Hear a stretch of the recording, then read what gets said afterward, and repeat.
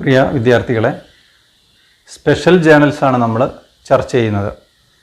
കഴിഞ്ഞ ദിവസങ്ങളിലായി cash book, purchases day book, purchase return book 3 special journals ആണ് നമ്മൾ പരിചയപ്പെട്ടത്. ക്യാഷ് റെസിപ്റ്റുകളും ക്യാഷ് പേയ്മെൻറ്റുകളും രേഖപ്പെടുത്താനുള്ള ബുക്കാണ് cash book. Credit purchase of goods രേഖപ്പെടുത്താനുള്ള ബുക്കാണ് പർച്ചേസസ് ഡേ ബുക്ക്. അങ്ങനെ ക്രെഡിറ്റിന് പർച്ചേസ് ചെയ്തിട്ടുള്ള ഗുഡ്സ് തിരിച്ചു കൊടുക്കുന്ന സമയത്ത് ആ പർച്ചേസ് റിട്ടേൺ രേഖപ്പെടുത്താനുള്ള ബുക്കാണ് പർച്ചേസസ് റിട്ടേൺ ബുക്ക്. ഇന്ന് നമ്മൾ 4ാമത്തെ സ്പെഷ്യൽ ജേണലാണ് പരിചയപ്പെടുന്നത്, sales day book. All credit sale of goods are recorded in the sales day book. Cash sales R recorded in the cash book. The source document for recording entries in the sales journal are sales invoice or bill issued by the firm to the customers. നമ്മൾ നേരത്തെ വാങ്ങിയിട്ടുള്ള goods കസ്റ്റമേഴ്സിന് ക്രെഡിറ്റിന് വിൽക്കുന്ന സമയത്ത് രേഖപ്പെടുത്തി വെക്കാനുള്ള ബുക്കാണ് sales day book. Credit sale of goods ആണ് sales day ബുക്കിൽ രേഖപ്പെടുത്തേണ്ടത്.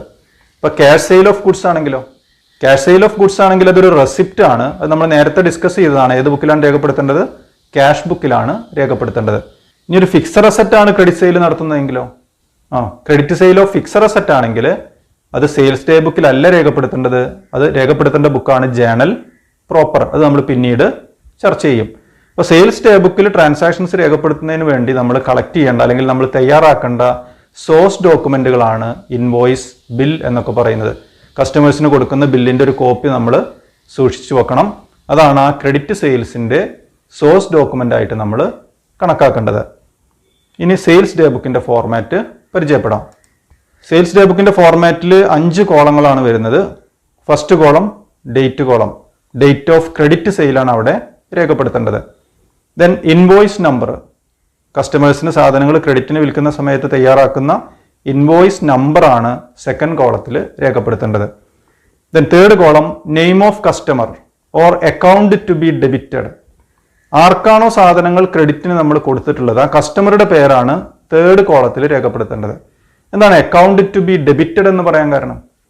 ക്രെഡിറ്റ് സെയിൽസ് ആണെങ്കിൽ അതിന്റെ ജേണൽ എൻട്രി നമ്മൾ നേരത്തെ പഠിച്ചതാണ്.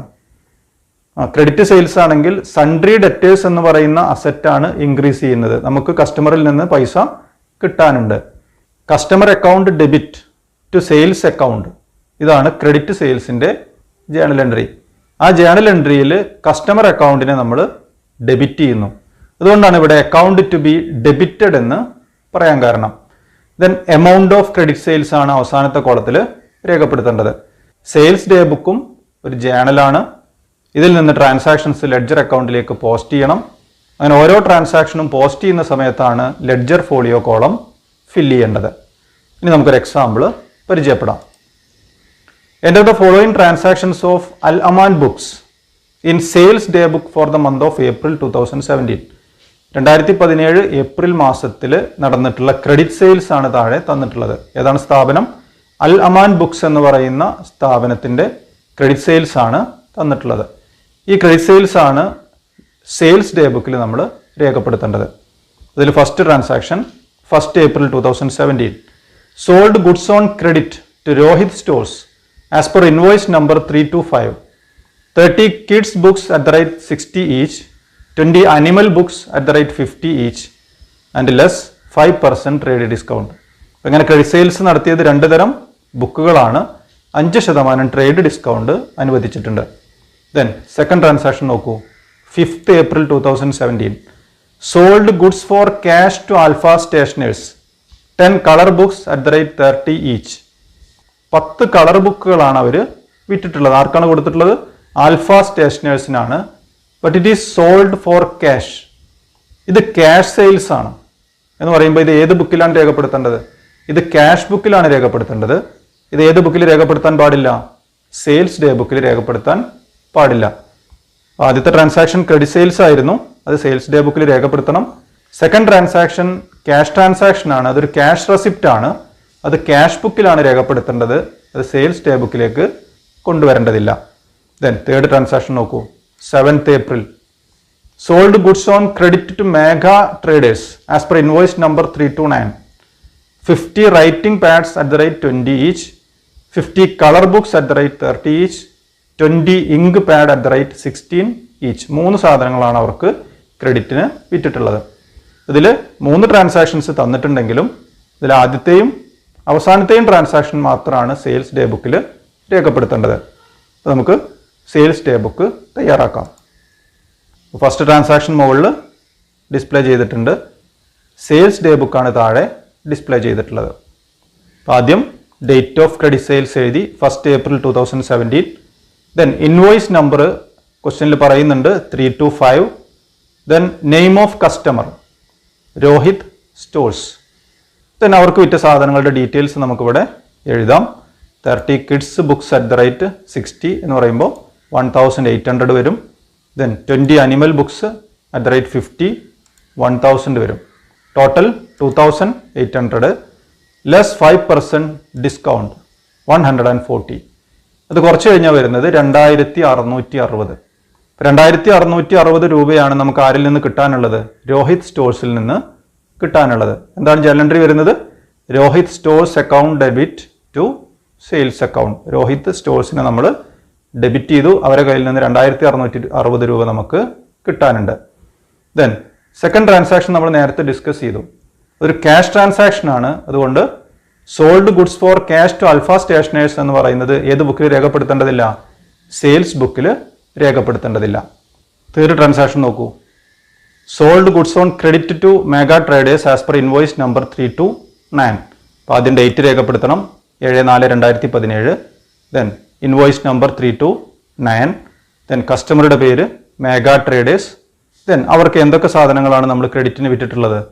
50 റൈറ്റിംഗ് പാഡ് അതിൻ്റെ 1000 വരും. ദെൻ 50 കളർ ബുക്സ് 1500 വരും.